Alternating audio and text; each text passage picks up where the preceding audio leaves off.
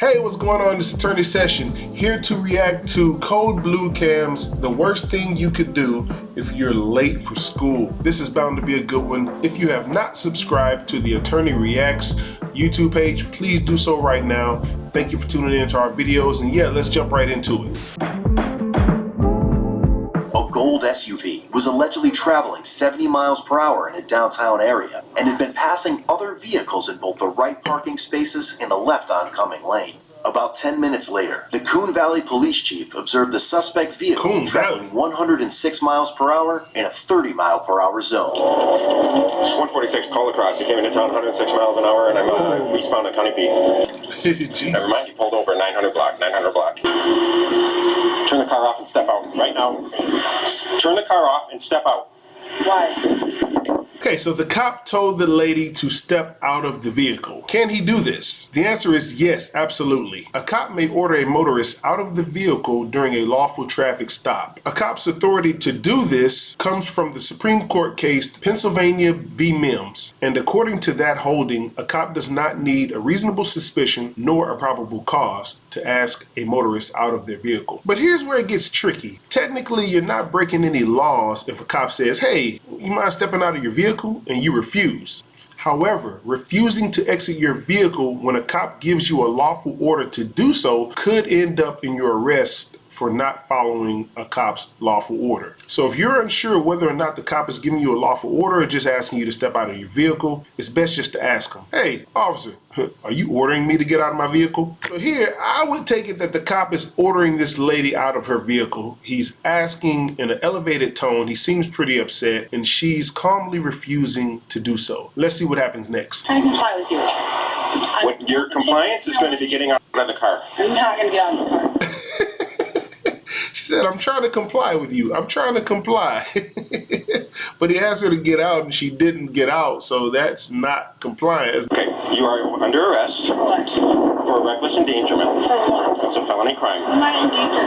Come out of the car. Am I endangering? Okay, he just told her that he was going to arrest her for reckless endangerment. Now, of course, when I go over laws, I'm generally speaking. Every now and then, I'll look up a law in the state of the video that I am reacting to give you a little more meat and context. But generally speaking, reckless endangerment is recklessly engaging in conduct that creates a substantial risk of injury or death to another person. So what does it mean? I'm gonna do this stuff anyway, even though I know it's gonna cause risk of harm or danger or death to somebody else. I don't give a damn. So does driving over 100 miles an hour in a 30 mile an hour zone constitute as reckless endangerment? Yeah, I would say it does. You're taking me to jail right now?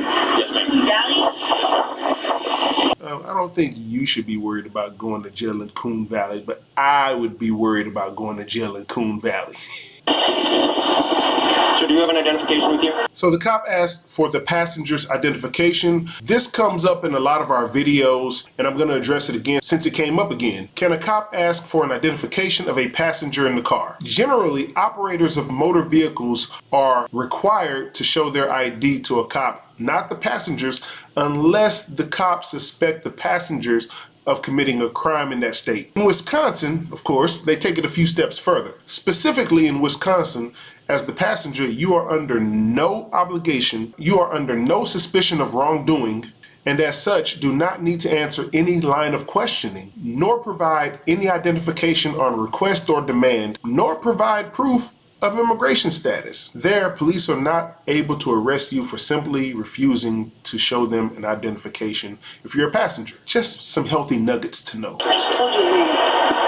What's his name? Anthony Lucas, and he does not have an engagement. And you're not going to arrest him. Most all states, even though the passengers do not have to show their ID, most states have laws on the books that require you to at least identify yourself by name, at least. I really don't have time for this. Did somebody ride by laughing? That was mature, wasn't it? I'm sick of white men, I'm sick of officers. I don't have time for that. Don't. Somebody was laughing. She's like, I'm sick of that. I'm sick of white men. I'm sick of... Oh, God. You gotta love Wisconsin. Hand me your keys, we can move forward. I don't have keys. You have a fob. No, I don't. You have something that operates this vehicle. Yeah, I do. You're right. Because I don't have it on me. When you get out of the vehicle, we can move forward. I don't have it on me. No, she didn't. I'm not going to answer.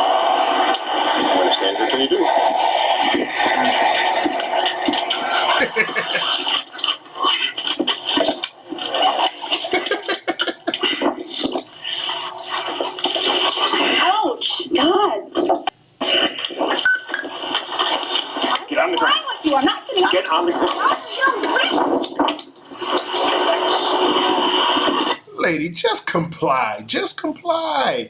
I would have to say, I get a lot of flack for taking cops' side sometimes, but this cop is in the right.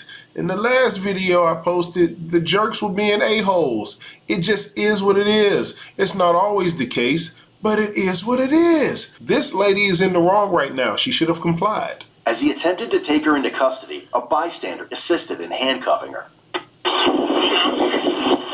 Yeah.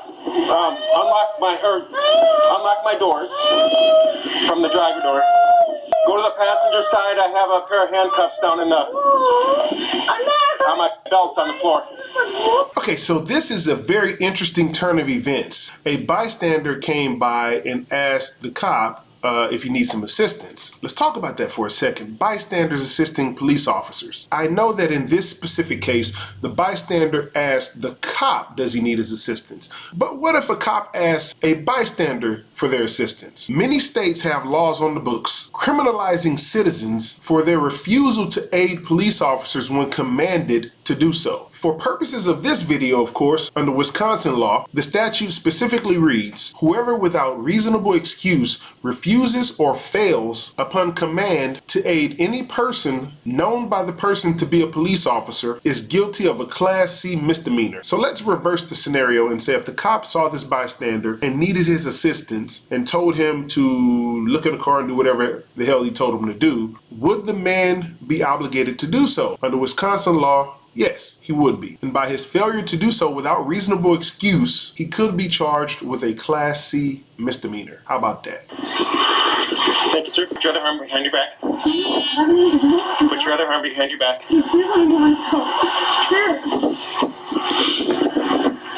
I'll take that other side. Thank you. So I'm no mental health expert, but I do sense some signs of mental health issues going on here. Like I said, I'm no expert, but I think the cop is doing his best to handle this in a very respectful and humane way. You feel better now, puppy? Officer? Thank you very much. Appreciate that. Just stay on the ground. Stay on the ground. Now, that's kind of dangerous. You're asking her to stay on the ground right next to a busy road in handcuffs. That's kind of dangerous. I would maybe move her maybe to the curb, but he needs to be aware and cognizant of the dangers that he's placing this lady in right now. Hey, officer. Whatever your name is. You know raccoons are the smartest people? It's fitting I'm getting arrested in Coon Valley.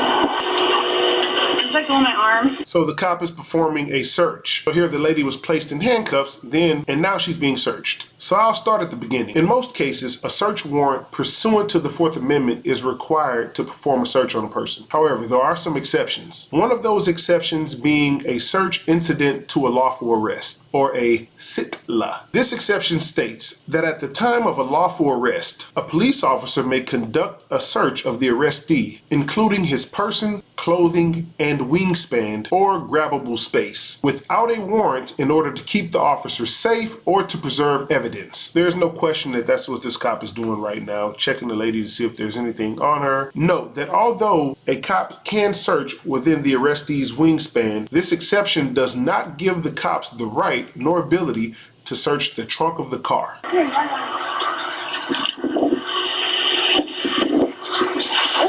Thank you for moving her to a safer space, officer. What's going on today? Are you her brother? Kinda, yeah.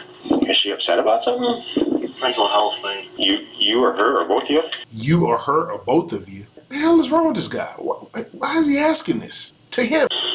Her, Okay. Her mainly. She's been off her meds for 2 months. Okay, I appreciate that. I'll give this back to you. I just have your driver's license, okay? And are there any weapons in the car? Yes. What's the weapon? A Bowie knife in the duffel bag. Appreciate that. The cop asked, do they have any weapons in the vehicle? Some states require that you ask that question, mostly pertaining to concealed handguns, whether or not you have a license, etc. Some states may require that you answer that question. Some states don't require that you answer that question. So know the laws of the state that you're in, as I always say. You're arresting me, officer? Reckless endanger. Take it. 106 miles an hour. Jesus. Can I get the ticket and go now? Or how do I get out of here? Can I get the ticket and go now, or how can I get out of here? Baby girl, you going to jail. Are you diagnosed with any mental health disorder? I don't know. Okay, so just so you know, when I'm laughing and stuff, this shit is just funny. I'm not laughing at her or her perceived mental disorder or disability. I swear to God, I'm not laughing at that. It's just funny. Just what she's saying, her interactions with the cops. That's why I'm laughing. She was gonna take off on me again when I was standing in the open door. Oh, for real? She turned the car back on and put it in gear. You know, I've been an educator. I was an educator for a long time before I was a lawyer. I've never known students to want to get to school that bad, to go 106 and a 30 to get to school that bad. Don't you always drive that fast on the way to school? You doing all right? Yeah. Were you a little bit scared when she was driving? Or? Not really. Did she drive like this often? No. Did it seem dangerous to you what she was doing out there? I don't know. I don't drive. Okay.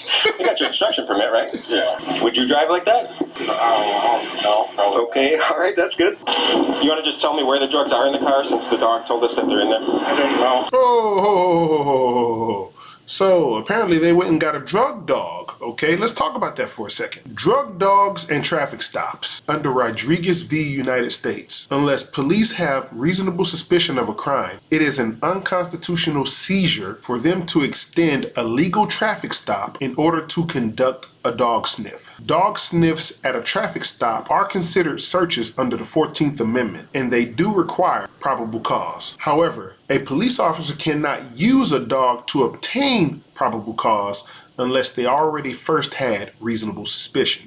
And lastly, police authority for holding up your vehicle for a dog sniff ends once their tasks tied to the traffic violation, writing the ticket or arresting you, are or reasonably should have been finished. So here they've already arrested the lady. She's already in the back of the paddy wagon. So if we're focusing on the gentleman right here, and we want to say that maybe we have reasonable suspicion that drugs are in the car because maybe he looks like he's under the influence, given the fact that maybe they already had a reasonable suspicion that she was under the influence, then maybe they had enough probable cause to conduct a dog sniff.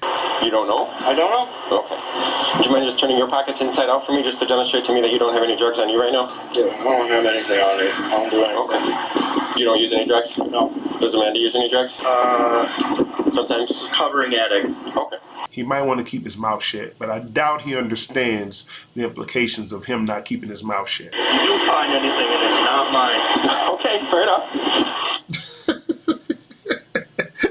My guy said, if you do find anything, it is not mine.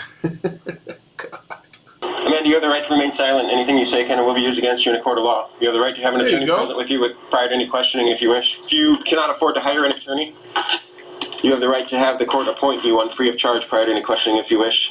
If you want to answer any questions for me at this time, you may stop answering at any time. Do you understand those rights? Yes. So the cop just read her Miranda warnings, and she said she understood those rights. The rights to remain silent, that anything she says can be used against her in the court of law. She should stop talking to the cops at that point, because anything she says that's self-incriminating can be deemed a testimonial confession and used against her in court. So my advice to her, or any one of you in that situation, which is not legal advice because we're just reacting to videos here, but I would say just stop talking at that point. Stop talking. You want to tell us where the drugs are in the car? There's no drugs. Okay. There's no drugs that I know of in my car. Great. Hi there. What is she doing? Amanda was charged with felony second-degree recklessly endangering safety, Oof. misdemeanor counts of resisting failing to stop, and resisting obstructing an officer. So today's takeaways will be not to speed, especially excessively, even if you're late for school. Don't carry drugs in your vehicles, and if you're a bystander on scene when a cop is making an arrest, if they order your assistance, you may have to assist them. Thank you for watching this video. Please check out some of the other videos by these awesome, wonderful attorneys. We really do appreciate your support. We really love and appreciate all of your comments. Please continue to leave comments and interact with us. Again, thank you, and I'll see you next time, my friends. Big verdict.